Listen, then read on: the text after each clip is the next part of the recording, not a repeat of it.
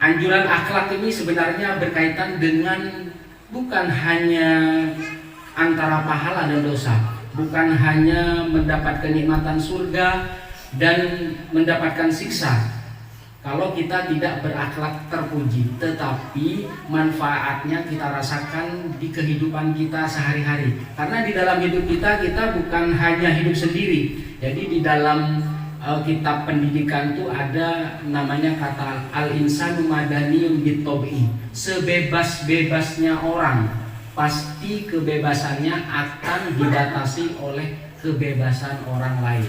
Hurriyatul mar'i mahdudatun bihurriyati ghairi. Jadi kebebasan seorang itu terbatas oleh kebebasan orang lain. Jadi kita misalkan hidup di sebuah masyarakat, tiba-tiba di siang hari Anda berteriak, wah gitu. Nah, suara Anda pasti akan terdengar. Kenapa orang itu protes? Karena berisik. Karena Anda melanggar batas kebebasan seseorang. Maka nggak ada orang yang bebas. Pasti ada aturan, meskipun aturnya sekupnya di dalam rumah kita, di dalam lingkungan kita, di dalam kelurahan, bahkan di dalam kita bernegara dan berbangsa. Jadi ada aturannya. Maka nggak ada istilah bebas.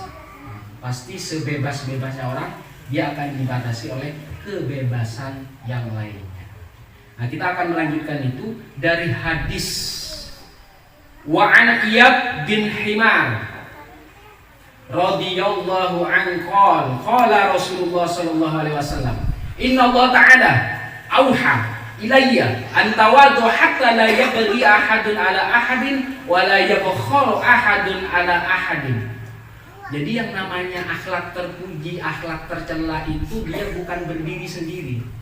Jadi yang namanya akhlak itu anjuran Rasulullah itu maksudnya ketika kita berinteraksi, ketika kita bersosialisasi dengan masyarakat, inilah yang dipakai. Mana akhlak terpuji yang harus kita jalankan, yang harus kita laksanakan, mana akhlak tercela yang harus kita tinggalkan dan harus kita hindarkan. Nah, ini berkaitan dengan sesungguhnya Allah Ta'ala auha ila antawadu hatta la yabghi ahadun ala ahad. Sesungguhnya Allah memberikan wahyu kepada Muhammad, maksudnya auha ilayya itu kepadaku, kepada Muhammad sallallahu alaihi wasallam, agar apa? Agar rendah hati sampai seseorang tidak menganiaya saudara yang lain, sampai seseorang itu tidak menyakiti hati orang lain. Jadi kalau misalkan kita berada di kamar dan itu tertutup, yang ada di dalam kamar itu hanya kita. Mau kita angkat kaki, mau kita menghina, apakah dosa atau tidak? Kalau kita sendiri tidak mengeluarkan suara yang suaranya sampai keluar, apakah dosa? Tidak dosa, karena dia sendiri. Maksud di sini adalah sesuatu akhlak yang tadi yang saya jelaskan tadi, akhlak terpuji dan akhlak tercela itu berkaitan dengan orang lain. Nah, apa kaitannya aniaya dengan rendah hati? Nah, ini akan dilanjutkan selanjutnya. Wala yafkhara ahadun ala ahad. Janganlah seseorang itu sombong atas seseorang yang lain. Ya. Itu biasanya kalau kita lihat sesuatu atau misalkan melihat tontonan. Kalau ada seseorang misalnya gini, saya sekolahnya S1 di sini, saya sekolahnya S2 di sini, saya sekolahnya S3 di sini, saya lulus pesantren yang top-top. Apakah itu dikatakan sombong? Misalkan saya bilang saya itu pintar. Sombong atau tidak? Sombong atau tidak? Sombong atau menjelaskan apa adanya?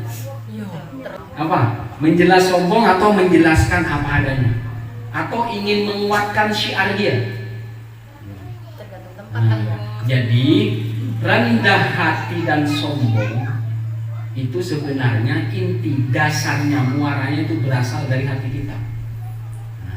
Masalah ntar apakah tindakan kita menuju kepada sombong atau tidak, ini namanya muamalah antar manusia dan manusia lainnya. Kalau yang dijelaskan tadi, kalau memang itu benar, memang pintar sungguhan, memang benar-benar dia belajar sungguhan dan menunjukkan dia pintar, itu namanya bukan sombong. Tapi ketika hati dia Jadi sudah menjelaskan secara lisan, hati dia ketika sudah menjelaskan, yang lain itu bodoh, yang lain itu kecil, lebih pintar saja, mereka itu nggak ada apa-apanya. Nah, kalau hatinya seperti itu baru dikatakan sombong. Tapi kalau hanya menjelaskan saya lulus ini, saya lulus di pendidikan ini, pendidikan itu, hanya menjelaskan saja, ingin misalkan syiarnya didengar, ingin misalkan apa yang diajarkan lebih menarik, lebih menambah orang-orang itu datang atau lainnya belajar atau membuat orang itu semangat, itu bukan dikatakan sombong. Nah, tapi ketika masuk ke dalam ini hatinya, itu baru dikatakan sombong kalau dia memang merendahkan. Nah, itu ya, jadi jelas ukurannya. Jadi kalau ada seseorang seperti itu, jangan divonis dulu. Nah, itu seperti itu. Wala yafkhur ahadun ala ahad, jangan menyombongkan diri. Jadi jangan menyombongkan satu orang dengan yang lain, atas yang lainnya, ala ahad. Jadi ini diriwayatkan Muslim. Wa an Abi Darda radhiyallahu anhu, anin Nabi sallallahu alaihi wasallam qala, man radda an irdi akhihi bil ghaib raddallahu an wajhin nar yaumal qiyamah. Jadi barang siapa, maksudnya seseorang yang membela kehormatan saudaranya, padahal saudaranya nggak tahu. Jadi misalkan si A dan si B, si A dan si B sering kesini. Ketika sudah selesai jauh, dia berpencar, kemudian ada yang ngomongin dia, bukan pada tempatnya, membela kehormatan saudaranya. Di sini sudah baik, sudah orang meskipun ini pengen baik, berusaha untuk baik. Jadi bil ghaibi, orang yang kita bela itu nggak ada, tidak kelihatan, jauh. Tapi kalau ada yang ngomongin dia, harus kita bela. Jadi barang siapa yang membela kehormatan saudaranya itu nggak ada. Yang kita bela itu tidak mendengar kita, tapi ada orang yang ngomongin dia, yang memperburuk dia, yang memfitnah dia, maka harus kita bela. Raddallahu an wajhin nar yaumal qiyamah, Allah akan membela, akan menjaga dirinya dari api neraka pada hari kiamat. Jadi kalau sudah ada orang berusaha pengen baik, berusaha untuk baik, ya yang namanya kehidupan, Al-Quran dan hadis itu sebenarnya ideal, contoh yang paling tinggi. Apakah kehidupan kita sama dengan Al-Quran dan hadis? Itulah tantangannya. Kita ini hanya berusaha. Jadi Al-Quran dan hadis itu kalau ulama itu mengatakan ma'dubah dan ma'dabah, jadi sebuah hidangan dan pesta, tinggal kita mau mengambil makanan yang mana, pilih yang kita mampu. Atau misalkan kita mau semuanya silahkan, mau sebagian silahkan semampu kita. Nah, inilah yang diajarkan Rasulullah SAW berkaitan dengan akhlak. Nah, salah satunya akhlak ini, akhlak menjaga kehormatan atau nama baik saudara kita. Apalagi saudara kita yang sering ketemu di sini misalkan, itu harus dibela, harus dijaga. Maka ketika seseorang itu membela dan menjaga saudaranya agar terhindar dari fitnah, dari cacian, maka Allah akan membela, menjaga dia dari api neraka. An wajhihin nar yaumal qiyamah. Nah, ini ada keterangan artinya di sini. Apa yaumal qiyamah? Fihi dalilun ala fadilatir raddi ala man ightaba akhahu indahu wa huwa wajib. Bisa dikatakan membela saudaranya, membela kehormatan saudaranya, menjaga saudaranya agar tidak difitnah, menjaga saudaranya agar tidak dihina, itu bisa menjadi wajib. Wa huwa wajib. Ini ada keterangan di sini, ada keterangan artinya. Fihi dalilun ala fadilah. Ini adalah menunjukkan fadilah, keutamaan menjaga ala man ightaba. Jadi kita menjaga agar saudara kita yang jauh, mungkin dia tidak bisa membela diri, dia mungkin tidak bisa menjelaskan, maka ketika kita ada di hadapan dia, maka bela, jelaskan. Indahu bisa dikatakan membela itu wajib, wa huwa wajib. Nah, ini apalagi sudah rutin ketemu, misalkan 2 minggu sekali, 1 minggu sekali.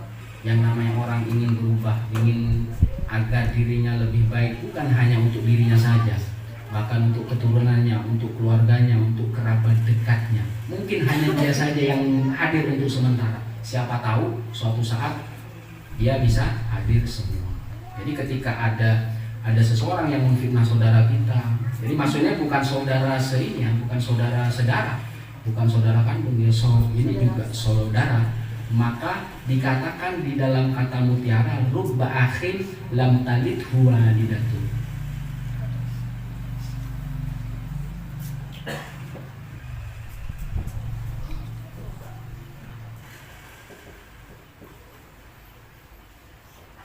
Betapa banyak saudara, betapa banyak persaudaraan yang tidak dilahirkan oleh satu ibu.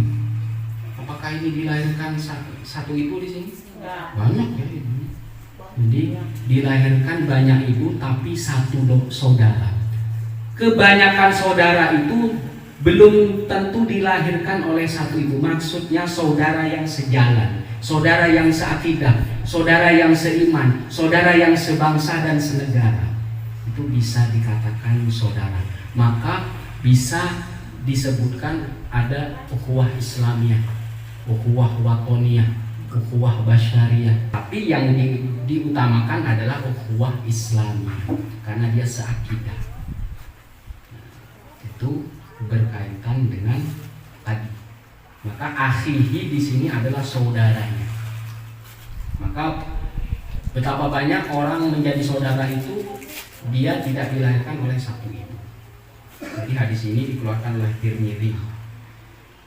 Selanjutnya, wa an Abi Hurairah radhiyallahu anhu qala Rasulullah sallallahu alaihi wasallam, "Mana qasat shadaqatun min malin wa ma zada wa 'abdan bi affin illa izzan wa ma tawadu ahadun lillahi illa rafa'allahu ta'ala." Akhrajahu Muslim.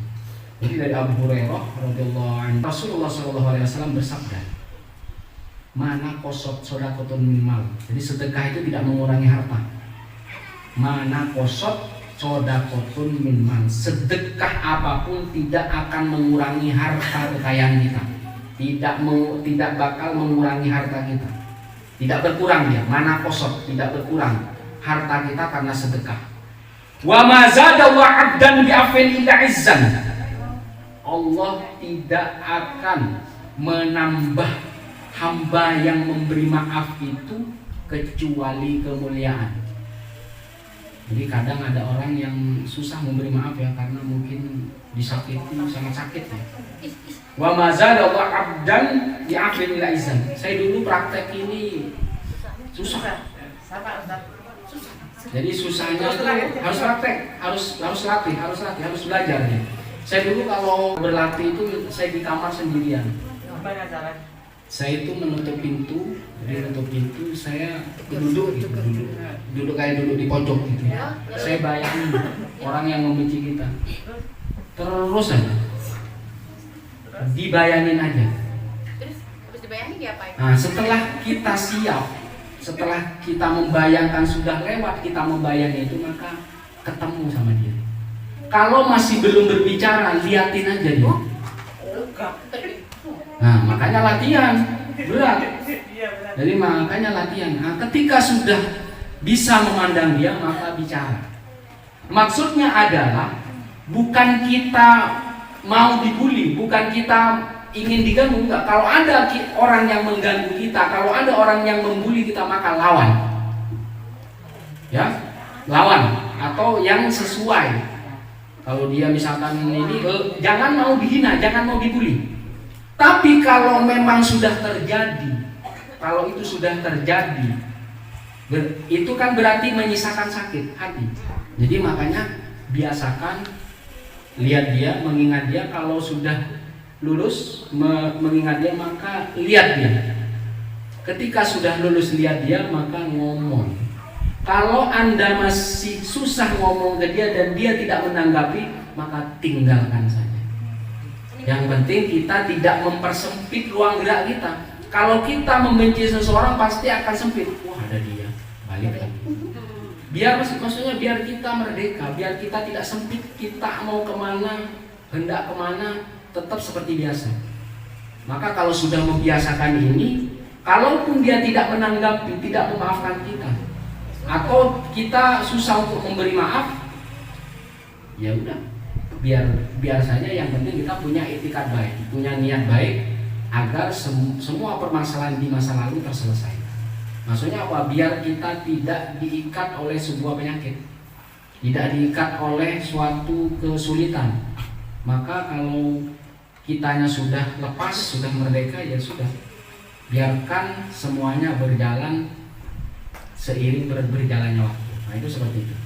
Nah, ini Allah tidak menambah seorang hamba yang pemaaf, diafin, kecuali kemuliaan. Berarti orang yang selalu memberi maaf itu orang akan diganti dengan kemuliaan.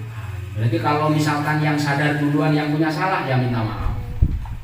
Kalau yang sadar misalkan orang yang menyakiti, harus meminta maaf duluan. Jadi saling memaafkan. Jadi kalau sama-sama tidak sadar, apanya? Kalau misalkan itu sering diulang berkali-kali, usahakan jangan ketemu dia. Maksudnya apa? Untuk menghindari agar kita itu tidak menghadapi kesulitan. Harus menghindar memang. Kalau memang itu sering terjadi. Jadi intinya di sini wa mazadallahu 'abdan bi'afin illa 'izzan, maksudnya ada Allah tidak menambah bagi hamba yang memberikan maaf kecuali kemuliaan. Berarti ini apa? Kita memulai memberi maaf. Jadi memberi maaf. Jadi ketika kita memberi maaf, maka Allah tambah kemuliaan itu. Maksudnya di sini jangan gini ya. Jadi di sini jadi catatan, bukan kita siap dibully, siap diganggu. Kalau ada orang ganggu, ya kita protes, kita lawan. Jadi sebagaimana Rasulullah dulu itu menyiapkan pasukan, bukan berperang sebenarnya, bukan niatnya untuk berperang. Maksudnya menyiapkan pasukan itu agar orang-orang kafir Quraisy dulu itu biar tidak selalu membuli. Rasulullah itu selalu dibully, selalu mau dibunuh. Makanya Rasulullah itu mempersiapkan pasukan. Setelah lama selesai, nggak ada yang ganggu, kuat, maka dakwah itu semakin lancar. Maka disebut futuh, membuka jalan dakwah. Jadi jangan dianggap perang tidak sebenarnya. Jadi kalau awal-awal itu memang dia itu agar orang Quraisy tidak mengganggu kaum muslimin. Maka agar orang Quraisy itu menganggap kaum muslimin kuat, maka harus punya pasukan. Jadi kalau ada sampai perintah Allah itu, kalau ada orang yang memerangi kamu, maka perangilah balik. Harus. Jadi kalau misalkan ada penjajah yang dari luar menjajah Indonesia, ya perang. Karena di Indonesia nggak ada perang, ya jangan berperang. Jadi ini berkaitan dengan pemberi maaf. Jadi orang yang memberi maaf itu Allah beri kemuliaan. Wa ma tawadu ahadun lillah illa rafa'allahu ta'ala. Dan tidaklah seseorang itu rendah hati kecuali Allah angkat. Jadi kalau dia rendah hati karena Allah, maka Allah angkat. Jadi sudah jelas ya acuannya tadi, yang sombong seperti apa, kemudian yang secara lisan di mana, kemudian berkaitan dengan hati kita itu. Jadi ini juga sama, tawadu, rendah hati. Maka ketika ada orang yang rendah hati karena Allah, Allah akan mengangkat dia, bisa mengangkat derajatnya, bisa mengangkat status sosialnya, karena orangnya punya kepribadian rendah hati. Jadi di hadis ini ada 3 perkara. Yang pertama adalah sedekah, yang kedua adalah pemberi maaf, kemudian yang ketiga adalah rendah hati. Yang pertama tidak berkurang sedekah, tidak berkurang harta karena sedekah. Kemudian Allah memberi kemuliaan kepada orang yang memberi maaf. Kemudian yang ketiga, orang yang rendah hati Allah angkat derajatnya. Allah angkat, bisa Allah angkat lewat status sosialnya. Bukan hanya Allah saja, bahkan rendah hati itu menimbulkan simpati. Atau banyak orang yang suka bergaul orang-orang yang rendah hati. Wa an Abdullah bin Salam radhiyallahu anhu qala Rasulullah sallallahu alaihi wasallam, ya ayyuhan nas afshus salama wasilul arham wa aqimut ta'am wa shallu bil laili wan nasu niyamun tadkhulul jannata bisalam. Ini dari Abdullah bin Salam. Abdullah bin Salam itu orang Yahudi yang masuk Islam. Jadi radhiyallahu anhu, Rasulullah sallallahu alaihi wasallam bersabda, "Wahai manusia, afsyus salam, sebarkan salam." Salam itu kesejahteraan. Jadi salam itu bukan hanya sekedar assalamualaikum. Jadi afsyus salam itu, afsyus salam menyebar keselamatan, menyebar kesejahteraan, menebar kedamaian. Jadi kalau ini yang kita tebarkan, maka sekitar kita akan damai. Bahkan anak-anak kita juga akan merasa senang dan bahagia ketika di lingkungan kita ada lingkungan perdamaian, kesejahteraan, semuanya terjamin. Jadi afsyus salam ini menyebarkan. Tapi yang paling kelihatan secara lisan itu ya assalamualaikum, salam. Jadi assalamualaikum warahmatullahi wabarakatuh, itu seperti itu ya. Wasilul arham, sambunglah silaturahmi. Wasilul arham, jadi sambunglah ikatan persaudaraan, ikatan tetangga dekat, tetangga jauh, kerabat dekat, kerabat jauh, dan saudara sesama muslim. Wasilul arham. Wa'atimut ta'am, ini selalu nih, wa'atimut ta'am, ngasih makan, memberi makan. Atimut ta'am, wa huwa yut'imuni wa yaskin, dan Allah yang memberi makan dan memberi minum. Jadi ketika ada orang yang memberi makan dan memberi minum tamu, memberi makan, memberi minum musafir, berarti dia sudah bertauhid. Bertauhid apa? Tauhid asma dan sifat. Karena Allah yang memberi makan. Mut'im. Jadi orang wa huwa yut'imuni, Allah yut'im, memberi makan, wa yaskin, memberi minum. Jadi kalau ada orang seperti itu sama dengan ayat ini. Jadi hakikatnya Allah, tetapi karena kita bergerak menggerakkan hati kita memberi makan dan memberi minum, maka itu sama. Berarti orang yang melaksanakan sifat dan asma. Jadi asma itu nama-nama yang bisa jadi dia kalau makan minum itu bisa bagian dari rizki. Wa'atimut ta'am, dan memberi makan, makanan. Wa shallu bil laili wan nasu niyam, jadi salat malam. Salat malam. Jadi salat malam ketika orang tidur. Jadi salat malam ketika orang tidur. Wa minal laili fatahajjad bihi nafilatan lak asa ayyaka kaunuka maqaman mahmuda. Jadi dari sebagian malam fatahajjad. Jadi bangun tidur, kamar mandi, buang air kecil, tidur lagi enggak? Ya? Sholat tapi ya. Jadi setelah tidur, bangun, kamar mandi, wudhu, kemudian sholat. Fatahajjad bihi nafilatan lak. Jadi sholat tahajudlah kalian. Dan sholat tahajud itu sebagai amalan tambahan sunnah. Asa ayat kata rabbuka maqaman mahmuda. Dan mudah-mudahan, semoga saja Allah itu mengangkatmu ke derajat yang terpuji. Jadi kalau pengen tambahan rezeki, pengen hidupnya itu tidak kekurangan, maka sering-seringlah sholat tahajud. Berapa rakaatnya? Kalau ngantuk cukup 2 rakaat. Cukup 2 rakaat sama witirnya 3. Gitu. Ini kalau susah 3 berarti 1. Sholat tahajudnya 2, witirnya 1. Bisa 3. Jadi bukan hanya bangun tidur, kamar mandi, buang air kecil, kemudian tidur lagi, jangan. Coba dibiasakan. Dan itu waktunya sebentar. Wa shallu bil laili wan nasu niyam. Jadi sholat kamu di malam hari ketika orang-orang tidur semua. Ini enak-enak tidur, dia bangun. Setelah sholat tidur lagi kamu. Tadkhulul jannata bisalam. Kalian masuk surga dengan selamat juga.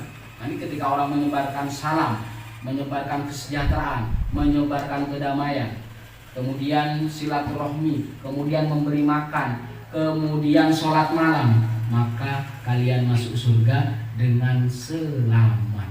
Maksudnya tidak mampir di tempatnya hisab, tempatnya mizan, tidak mampir di Araf. Araf itu tempat tinggi. Jadi kalau ada orang punya amal 50-50, baiknya 50%, buruknya 50%, itu akan ditempatkan di namanya Al-A'raf. Jadi di tempat tinggi. Dia itu menunggu ridhonya Allah, mau dimasukkan neraka atau surga atau dicuci dulu. Nah, ini maksudnya disalamin itu bighairi hisab. Semoga kita masuk surga bighairi hisab, tanpa dihitung, tanpa dihisab, dengan selamat. Amin ya robbal. Jadi maksudnya tadkhulul jannah bisalamin. Kita masuk surga dengan selamat. Jadi bisa jadi dia tanpa dihitung-hitung, hisab, tanpa dihisab, tanpa ditaruh di Araf, tanpa ditimbang-timbang. Ini karena kita afsyus salam, kemudian silaturahmi, mengikat silaturahmi, jangan memutuskan, kemudian memberi makan, sholat malam, maka masuk surga dengan selamat. Saya kira ini amalan yang mudah, tidak susah, mudah memberi makan. Selanjutnya, Wan Tamim Ad-Dari radhiyallahu anhu, qala Rasulullah sallallahu alaihi wasallam, ad-dinun nasihah salatan. Qulna liman hiya ya Rasulullah? Qala lillahi wa likitabi wa lirasulihi wa li a'immatil muslimina wa amatihim. Akhrajahu Muslim. Jadi dari Tamim Ad-Dari radhiyallahu anhu, Rasulullah sallallahu alaihi wasallam bersabda, ad-dinun nasihah, agama itu adalah petunjuk. Agama Islam, agama itu petunjuk. Salatan, 3 kali. Ad-dinun nasihah, agama itu adalah petunjuk, agama itu adalah petunjuk, agama itu adalah petunjuk. Qulna liman hiya ya Rasulullah. Jadi ada sahabat yang bertanya, milik siapa wahai Rasulullah petunjuk itu? Liman, punya siapa, milik siapa petunjuk itu? Qala, jadi maksudnya petunjuk itu agar manusia berbuat baik ke lillahi wali kitabihi wali rasulihi wali a'immatil muslimina wa amatihim. Jadi agama Islam itu petunjuk agar manusia itu berbuat baik kepada Allah, berbuat baik kepada kitabnya, itu Al-Quran, kepada Rasulnya, wali a'immatil muslimin, dan orang-orang yang peduli, yang mementingkan hajat hidup orang muslim. Jadi itu harus kita dukung orang-orang yang mementingkan hajat hidup orang muslim. Bukan hanya muslim saja, kalau di Indonesia banyak umat lain, antar golongan, antar ras, antar suku. Wali a'immatil muslimin, apalagi orang-orang yang mementingkan kepentingan orang muslim. Wa amatihim. Nah, ini bukan orang muslim saja, dan umumnya. Jadi ad-dinun nasihah itu petunjuk agar manusia itu berbuat baik kepada Allah, kepada kitabnya, kepada Rasulnya, kepada orang-orang yang memelihara, yang menjaga kemaslahatan, kepentingan orang Islam dan orang-orang umum semuanya. Ini harus kita dukung. Ini sampai Rasulullah itu mengatakan 3 kali, ad-dinun nasihah, ad-dinun nasihah, ad-dinun nasihah. Jadi agama itulah petunjuk. Jadi kalau ini bisa dilakukan di lingkungan kita, kita mendukung apa yang ditunjukkan oleh Rasulullah SAW, maka bisa dipastikan di lingkungan kita itu akan sejahtera. Bukan hanya sejahtera saja, tapi keberkahan akan selalu ada. Meski pekerjaan kita itu sedikit, penghasilan kita dibandingkan yang lain mungkin sedikit, tapi yang kita harapkan adalah keberkahannya. Harapan ketika penghasilan kita sedikit, satu-satunya adalah keberkahan, karena Allah lah yang memperbanyak. Jadi misalkan setiap hari dapat 100.000, yang penting pada hari itu Anda tidak sakit, 100.000 sudah cukup. Tetapi ada orang yang 1 juta tetapi harus cuci darah. Nah, itu beda. Memang secara kuantitas 1 juta sama 100.000, tapi kebutuhan atau untuk menghabiskan uang itu lebih besar yang 1 juta. Apa artinya? Makanya keberkahan itu. Jadi misalkan kita lewat di suatu tempat yang lain kena penyakit, sedangkan kita tidak, itu namanya keberkahan. Kalau kita pada waktu itu kena penyakit, sedangkan penghasilan kita 100.000, sudah habis. Ya. Jadi keberkahan itu diselamatkan. Jadi yang lain sakit, kitanya tidak. Sudah penghasilan 100.000, sakit-sakitan, mau di PHK, sudah bukan karyawan tetap, outsourcing atau lainnya. Nah, maka yang kita minta meskipun itu sedikit, meskipun kita kelihatan sedikit dibandingkan yang lain, maka keberkahan itu yang kita harapkan. Ketika ada seseorang yang mementingkan kemaslahatan umat Islam, kemaslahatan orang banyak, maka ini harus kita dukung. Jangan abaikan. Karena apa? Banyaknya harta belum tentu adanya berkah. Banyaknya harta belum tentu adanya keberkahan. Maka yang kita minta adalah keberkahan. Kalau uang harta bisa kita cari kan, bisa kita mau bekerja apapun, mau pengen penghasilan yang banyak, itu bisa. Tetapi keberkahan tidak bisa kita atur. Hanya Allah yang bisa menurunkan keberkahan itu. Maka ketika ada orang yang mementingkan maslahat orang Islam, maslahat orang-orang yang mementingkan kepentingan umum, maka harus didukung. Karena apa yang kita harapkan adalah keberkahannya. Keberkahannya bukan melulu permasalahan uang harta, tetapi kesehatan, masa depan, pendidikan dan lain-lainnya. Dan semoga kita diberkahi oleh Allah Subhanahu wa taala ya. Dan menjadi orang yang mabruk, yang selalu hidupnya bukan hanya dirinya saja, tetapi keluarganya juga sampai keturunannya yang terakhir. Saya kira sampai di sini saja. Wassalamualaikum warahmatullahi wabarakatuh.